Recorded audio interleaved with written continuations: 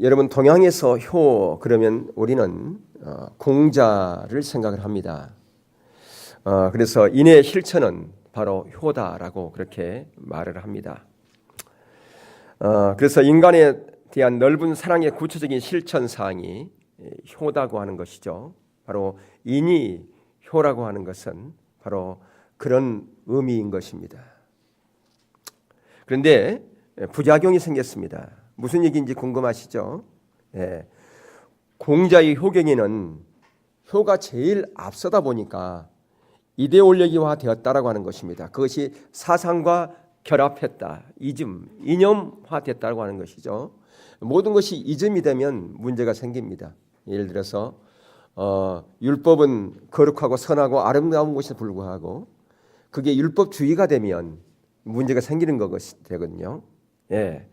그러니까 무슨 얘기냐면 가장 이 효에 대한 이데올로기화를 이즘으로 만든 그게 대표적인 것이 바로 저 북한에서 그 북한 김일성 주체 사상 이게 바로 효를 이데올로기화한 것이다. 그렇게 말할 수가 있는데요. 김일성은 일반 공산주의와는 다르게 자신을 뭐라고 부릅니까? 김일성이 어버이 수령이다. 그렇게 그래서 대의를 위해서 충성하자. 그렇게 한 거 아니겠어요? 그래서 지금 북한의 김정은도 자기 할아버지 따라 하기를 계속 하고 있는 것을 볼 수가 있어요. 바로 이 부모의 효에 대한 것을 잘못 이렇게 적용하면 이런 부작용이 생겨납니다. 하지만 성경에서 말하는 부모 공경은 우리가 일반적으로 이해하는 이런 사회적인 지도 이념과 다르다고 하는 것입니다. 부모 공경은 그야말로 부모에 대한 것이지 다른 원리로 발전해 가는 것이 결코 아닙니다. 부모 공경의 원리를 국가 어떤 지도 이념이나 사회의 지도 이념으로 절대로 삼지 않습니다. 우리 문화에서도 효가 상당히 이즘화되어 있는데요. 이데올로기가 됐다 그 말이에요. 그래서 그 하나가 뭐냐면 제사제도인데요. 그래서 이 제사제도는 그 어떤 부모에 대한 효 같지만요. 그게 아닙니다. 이게 바로 이즘화된 것입니다. 바로 남성 이주의 어떤 그런 사회에 기반을 두고 있다. 그렇게 말합니다. 그래서 이러한 어떤 제사제도 때문에 가정에 이렇게 여자들이 고생하고 하는 것 때문에 어떤 사람이 그런 얘기를 합니다. 공자가 죽어야 나라가 산다라고 하는 그런 책을 쓰기도 했었지요. 근데 여기서 공자가 죽어야한다는 것은 공자의 인물을 말하는 게 아닙니다. 그 사람을 이미 죽었지 않습니까? 그러니까 공자의 이념이 바로 이데올로기화 되어 있어서 사람의 자유를 해치고 사람을 억압하고 사람에게 엄청난 이 부작용을 주는 이것을 말하는 것이다. 하지만 성경은 이런 것이 아닙니다. 성경에서 효라고 하는 그런 단어는 없지요. 성경에 효라는 단어는 없습니다. 그 원리로 국가와 어떤 교회와 사회를 지배하는 것도 말하지 않습니다. 성경에서 말하는 것은 부모 공경에 대해서 말하고 있는 것을 봅니다. 그래서 부모 공경에 대해서 가장 잘 설명해 주고 있는 것이 십계명이죠. 바로 오늘 본문의 말씀도 에베소 6장의 말씀도 바로 십계명에서 가지고 온 것입니다. 여러분 십계명 보시면 5계명에 부모를 공경하라 그렇게 되어 있어요. 근데 이 십계명은 두 군데 구약 성경에 나오잖아요. 모세 5경에 가장 먼저 어디 나옵니까? 출애굽기에 나오고요. 그다음에 신명기에 나옵니다. 출애굽기 20장 12절과 신명기 5장 16절은 조금 다른 부분이 있어요. 저기 한번 볼까요? 시작.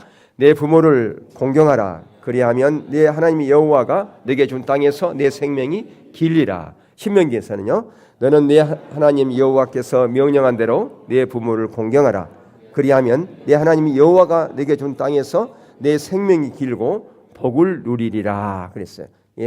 그러니까 신명기에서는 이 출애굽기 이 부분이 그러니까 이 십계명에 대한 부분이 조금 더 발전했다라고 그렇게 볼 수가 있습니다.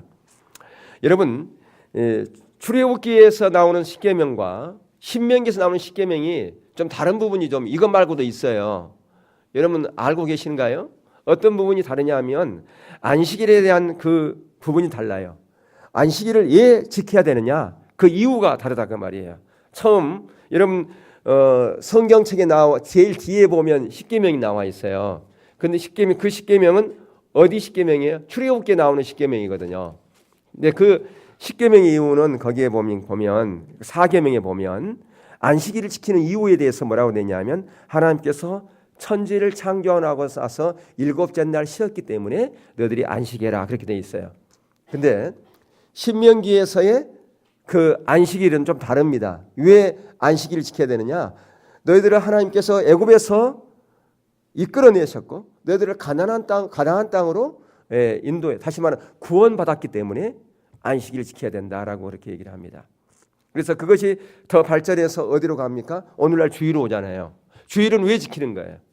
바로 예수 그리스도께서 우리를 구원하셔서 구원하기 위해 십자가에 달려 죽으시고 장사되고 부활하셨단 말이에요. 그 부활한 날을 기념한 날이 바로 주일이잖아요.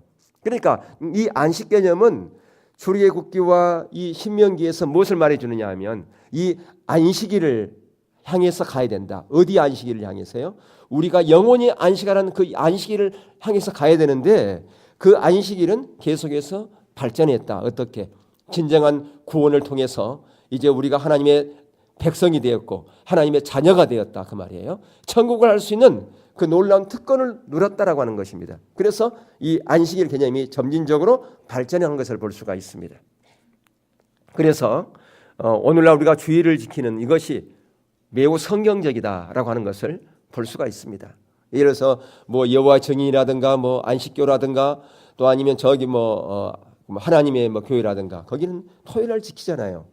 구약에서 안식일 지키라고 그랬다. 그건 성경을 전혀 바르게 해석하지 못하고 하나님의 어떤 관점에서 보지 못하기 때문에 그런 얘기를 하는 거란 말이에요. 예, 지금 이 십계명이 나와가지고 제가 잠깐 이 부분을 설명을 드렸어요. 어떻든 간에 이 십계명의 제 몇 계명이요? 5계명에 내 부모를 공경하라 그렇게 말씀하고 있습니다. 4계명까지는 우리가 잘 아는 것처럼 하나님에 관한 그런 계명이다 그렇게 되어 있는데요. 예, 우리가 전통적으로 5계명을 사람에 대한 계명의 첫 머리로 그렇게 보았단 말이에요. 그런데 오늘날에는 조금 다르게 해석합니다. 어떻게 해석하느냐? 이 5계명은 하나님의 계명과 우리 인간에게 주신 계명과 연결고리다. 그렇게 다르게 해석하는 그런 부분들이 요즘 있습니다. 왜냐하면 이 5계명에서 부정적으로 하지 말라는 것이 아니라 긍정적인 의거로 되어 있고 또한 이것은 이 계명과 함께 지켰을 때 보상을 말하고 있다라고 하는 것이에요. 그러니까 그 하나님을 경외하라고 하는 것과 이 단어 자체가 좀 공통된 단어를 사용하기도 합니다. 바로 오늘날 이 부분은 우리에게 오늘 살아가는 저와 여러분에게 실시한 바가 매우 큰데요. 구약시대의 하나님의 백성인 이스라엘 사람들에게 있어서 하나님을 섬기는 가장 구체적인 표가 뭐냐?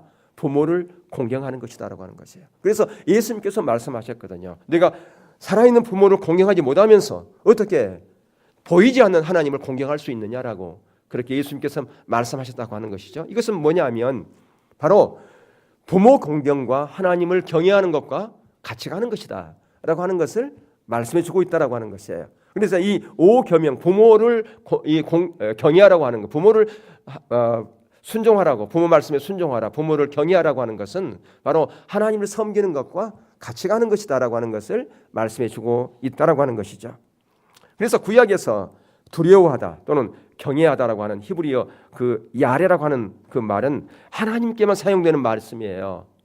근데 레위기 19장 3절에 보면 부모를 경외할 때 이 단어를 똑같이 사용해요. 레위기 19장 3절에 보면 너희 각 사람은 부모를 경외하고 이때도 하나님을 경외하라고 하는 그 단어와 동일하게 썼어요. 동일한 단어를 썼다라고 하는 것입니다.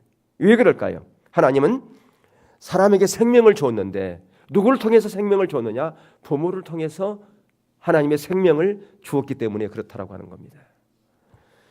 바로 생명 수요자인 하나님을 경외하는 사람은 그 매체인 부모를 공경한다라고 하는 것입니다. 그래서 부모 공경 개념에는 부모를 공경했을 때 뭐라고 그 보상이 나와 있습니까? 생명이 진리라고 그래요. 이 생명의 진리라고 하는 것은 이 땅에서의 생명만을 말한 게 아니라 여기서 진정으로 생명의 진리라고 하는 것은 네가 정말 부모를 공경하는 것은 주 안에서 공경하는 것은 네가 지금 하나님을 잘 믿고 있기 때문에 그렇고 하나님을 구원받은 백성이기 때문에 그렇다. 그렇기 때문에 네 영혼은 저 천국에서 진리라고 하는 그 상급과 같이 연결된다라고 하는 것입니다. 그래서 십계명에 사용되는 공경하다는 말은 히브리어로 카베드인데 이 말은 무겁게 여기다, 귀중히 여기다. 이렇게. 근데 반대는 뭐라고 되냐면 칼날인데 가볍게 여기다. 그렇게 되어 있어요. 그래서 사무엘상 2장 30절에는 이 두 단어가 대조되게 이렇게 사용하고 있는데요. 그러니까 하나님께서 나를 존중히 여긴 자를 내가 존중히 여기고, 카베드라고 하는 썼어요. 나를 무겁게 여기, 나를 귀하게 여기는 자, 나를 멸시하는 자를 내가 멸시하리라, 가볍게 여기리라, 그렇게 말씀하셨거든요. 우리의 부모에 대한 이 마음은 여러분 다른 사람과 달라야 됩니다. 다른 사람과 동일하게 부모에 대한 그 마음을 갖고 있다면 그 문제가 있는 것이죠. 근데 물론 부모를 우상같이 여기라 그런 말은 결코 아닙니다. 그러니까 두려운 마음을 갖되 하나님을 두려워하는 마음보다는 더 앞서서는 안 되겠죠. 그런데 성경에는 부모를 공경하되 어떻게 무겁게 여기라, 바로 하나님께 그렇게 하듯이 경외하라, 그렇게 사용하고 있는 것을 볼 수 있습니다.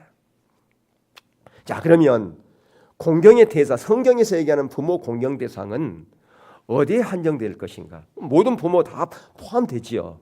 그런데 특별히 어느 부분에, 그러니까 어떤 영역에 더 무게를 두고 있느냐 하면 약자인 부모입니다. 노약자인 부모예요. 노인인 부모에 더 비중을 두고 있는 것을 우리는 성경을 통해서 발견할 수가 있어요. 그러니까 자녀는 부모를 공경해야 한다는 것은 십계명에서부터 예수님과 바울을 통해서 계속해서 우리에게 말씀해 주고 있는 것이에요. 그러면 이 십계명에서 이 계명은 누구에게 주어진 것일까?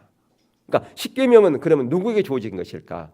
그거예요. 그러니까 어린아이에게 주어진 것일까 아니면 장년층에 주어질 것인가, 이 부분입니다. 근데 이제 구계명과 십계명에 보면 그 해답을 발견할 수가 있어요. 내 이웃의 여자를 탐하지 말라, 도둑질하지 말라. 이것을 보면 성인 남자에게 주신 이 말씀이다라고 하는 것을 볼 수가 있어요. 물론 어린아이서부터 다 포함되는 내용이지요. 자, 그래서 거기에 보면 부모는 여기서 이 십계명을 받는 사람의 부모는 노인일 것이다라고 하는 것입니다. 약자일 것이다. 그동안 우리 문화에서는 이런 부분을 잘 알지 못했는데요.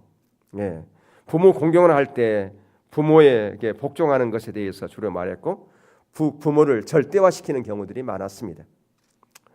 그런데 부모의 사랑은 하나님의 사랑과 비교되기도 하고 그렇게 해석하기도 했어요. 누가 그렇게 해석했습니까?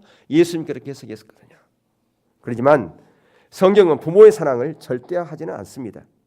자, 신약 성경에 보면 디모데전서 5장 4절을 보시면요, 거기 이런 말씀이 있죠.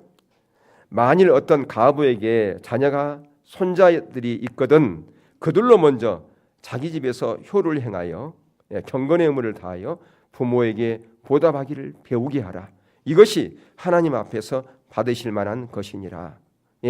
지금 가부의 자녀가 손자들이 있거든 먼저 뭐하라는, 어린 자녀들 앞에서 어른이, 성인이 효의 본을 보이라. 그렇게 지금 말씀하고 있다 그 말이에요. 그러니까 지금 뭐냐면 연세 드신 그런 부모에게 효를 행하는 것을, 부모를 공경하는 것을 어린 자녀들에게 보이라. 지금 그렇게 말씀하고 있다 그 말이에요. 아멘. 그거예요.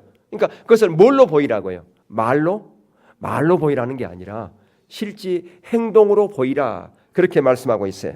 그러니까 여기서 공경의 대상은 가부가 된 누구예요? 어머니 혹은 할머니예요. 그들을 보살펴 드리는 것, 그거야말로 부모 공경이다라고 하는 것 아니겠습니까?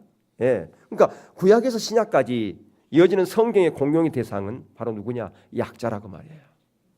고아와 객과 가부들을 돌보는 것이 바로 자녀된 도리다라고 하는 것입니다. 연로하신 부모님도 이에 해당되는 거예요. 자녀가 마땅히 연로하신 부모님을 공양하는 것이 마땅하다 그 말입니다. 우리 문화에는 약간 어색하지만 부모를 약자로 생각하고 때로는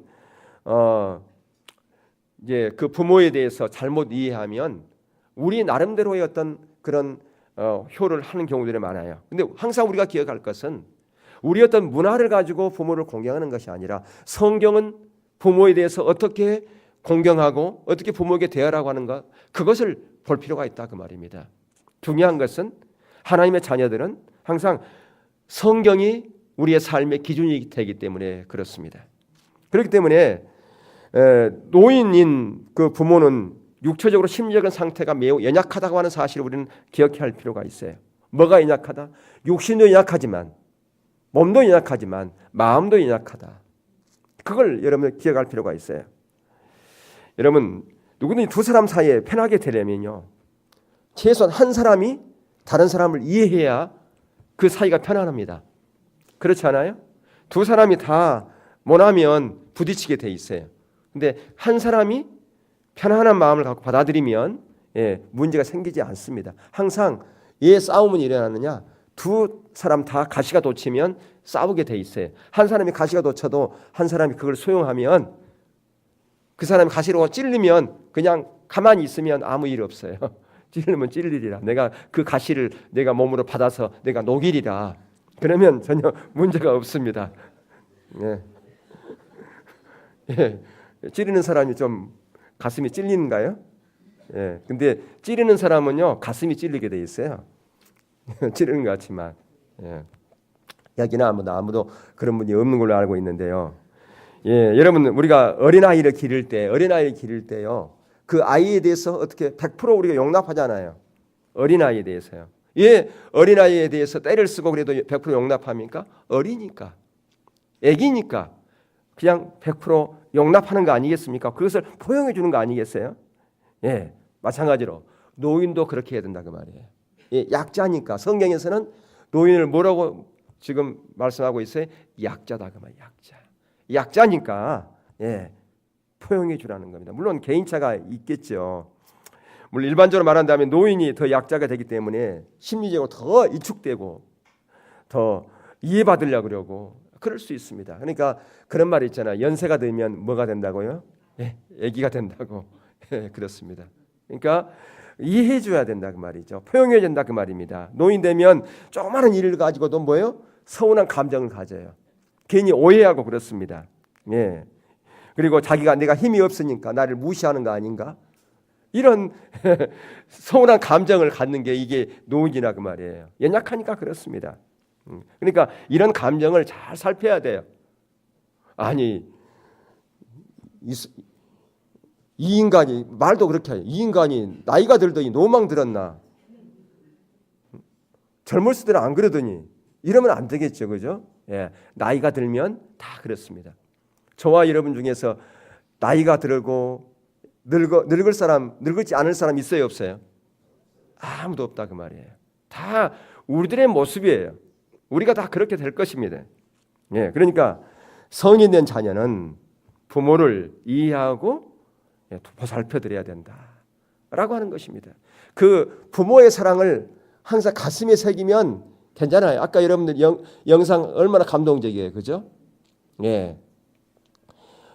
예전에 제가 어떤 영화 한 편을 봤는데 거기에 자기 부모가 채소 장사였어요. 채소 장사인데 채소 장사가 지나가다가 자기 아들이 있는 학교가 있으니까 아들이 보고 싶어가지고 거기 갔는데 그 아들이 그 아버지를 얼마나 핍박한지 몰라요. 그런 영화 한번 내가 기억이 나요. 어릴 때 봤던 그런 무슨 영화인지 잘 기억이 안 나는데 제목은 기억이 안 나는데 그 대목이 딱 스쳐갑니다. 근데 여기에 이 학생은 그 초라한 그 어머니의 모습을 합폭에 담아서 전시할 때 그걸 자랑스럽게 했잖아요. 감성이 예민한 그 여고생인데 그렇지 않겠어요? 그걸 자신 있게 전시해 세상에서 가장 아름다운 모습. 그것을 합폭에 담은 게 아니라 아까 여기에서 설명할 때 어디에 담았다고 그래요? 가슴에 마음에 담았다고. 예. 그러니까 부모의 사랑은 어디에 담는 것이냐? 우리의 가슴에 담는 거라는 거예요. 그런데 우리가 항상 이렇게 부모를 이해하려면 뭘 극복해야 되냐면 세대차를 극복해야 됩니다. 세계에서 가장 세대차가 안 나는 그 민족이 하나 있대요. 어디냐? 유대 민족이라는 거예요. 이 유대 민족은 세대차가 안 나는가?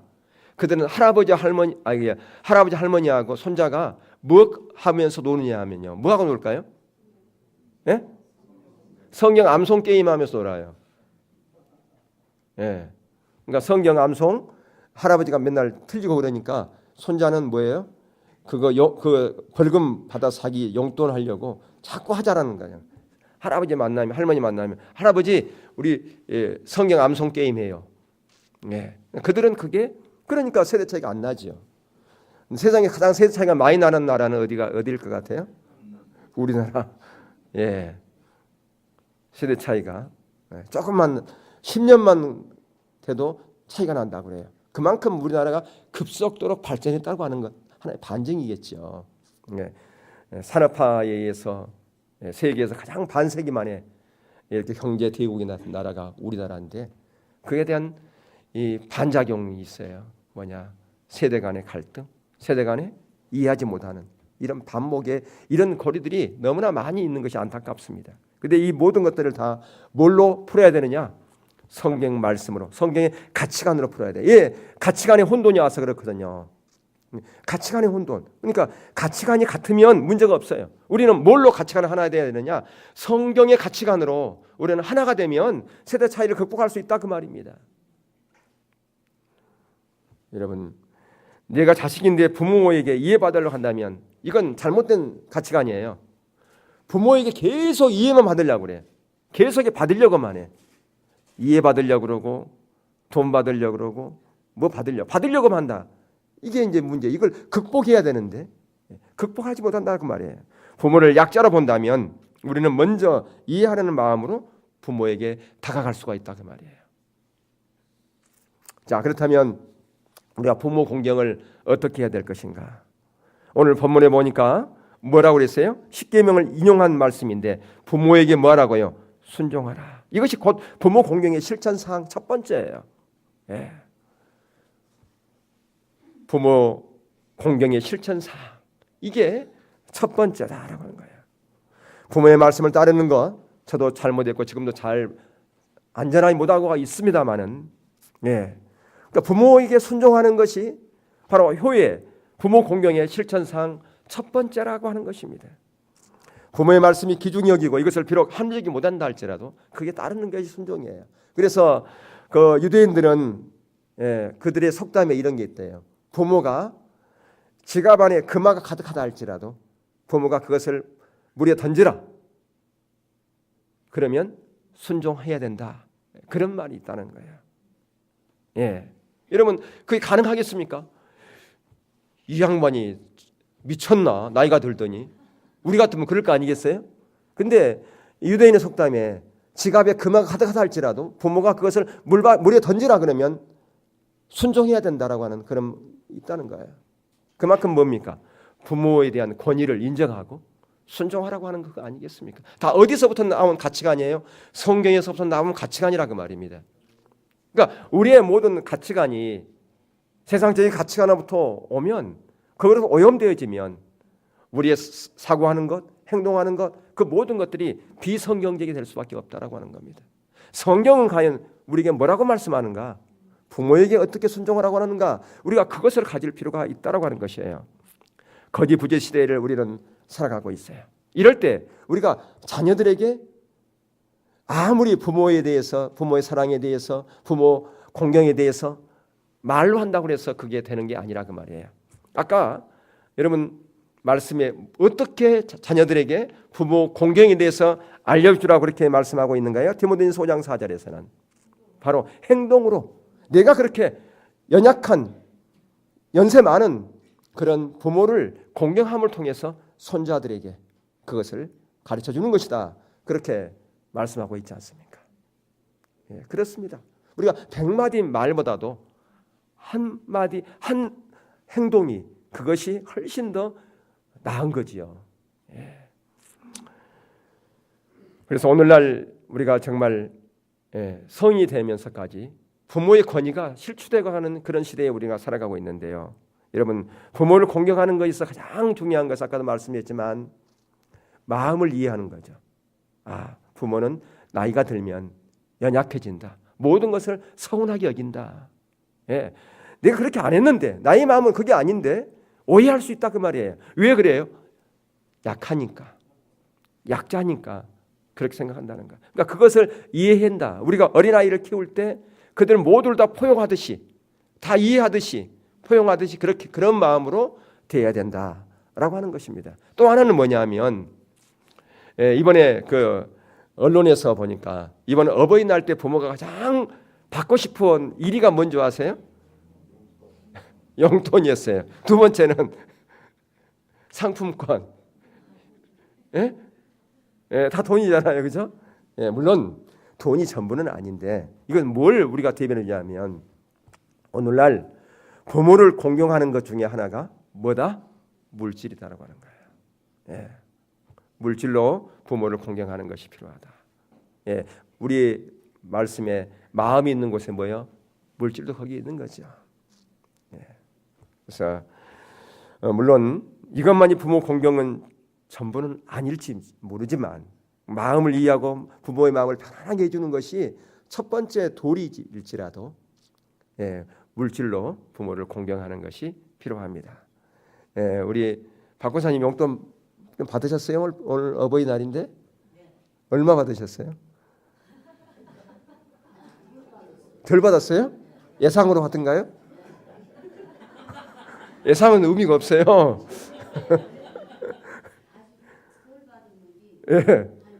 많이 받았어요? 그랬어요. 좋으시겠습니다. 아직까지 드리지 못하신 분들은 예상으로 하지 말고 바로바로 드리세요. 여러분, 왜 그런가? 연로하신 분들은 경제력이 없잖아요. 젊은 사람들은 나는 돈이 없는데 나는 앞으로 벌면 됩니다. 젊으니까. 근데 연세 드신 분들은 벌고 싶어도 벌 수가 없는 거죠. 그래서 연로하신 분들을 우리가 그 부모님들을 공양하는 데 있어서 마음을 편안하게 해드리고 마음을 이해하는 것도 정말 중요하지만 물질로 공양해야 된다. 물질로 공양해야 된다라고 하는 것입니다. 이제 말씀을 마칠게요. 오늘 우리가 오랜만에 봄 소풍을 가는데 오늘 처음 오신 분들도 같이 여기 봄 소풍 바로 멀리 가는 게 아니고 바로 여기서 한 5분밖에 안 근데요. 도봉산 옛날 퍽구는 데서 50m 가면 우측에 화장실이 있고 건너편에 거기 원으로 된 숲이 있어요. 큰 숲인데 거기서 우리가 봄 소풍 하는데 재미난 유익한 그런 시간입니다. 같이 가셔서 좋은 교제하고 또 음식도 맛있는 거 많이 준비했죠. 그래서 그렇게 하시면 좋을 것 같습니다. 자, 오늘 말씀을 마칠게요. 성경에서는 부모를 특별한 존재로 여기고 있습니다. 왜 특별한 존재로 여기느냐? 바로 하나님께서 우리에게 생명을 줬는데 누구를 통해서 줬다고요? 바로 부모를 통해서 우리에게 생명을 줬다라고 하는 겁니다. 바로 부모가 하나님의 은혜의 통로다. 그래서 하나님의 은혜와 생명과 복의 통로는 누구를 통해서다? 부모로부터 우리에게 주어지는 것이다 라고 하는 것이에요. 그래서 십계명에서 보면 뭐라고 그랬어요? 부모를 공경하라. 주 안에서 공경하라. 그러면 어떻게 된다고요? 이 땅에서 생명이 길고 또한 뭐예요?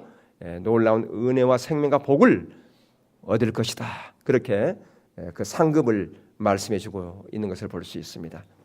아무쪼록 여러분들이 이 땅에 살아가면서 부모의 그 공경하는 그것을 실천하는 주 안에서 부모를 말씀에 순종하는 그런 복된 인생을 살아감으로 말미암아 하나님께서 예비해 놓으신 그 놀라운 은혜와 생명과 복을 경험하는 그런 여러분의 삶이 되어질 수 있기를 주의 이름으로 축원합니다.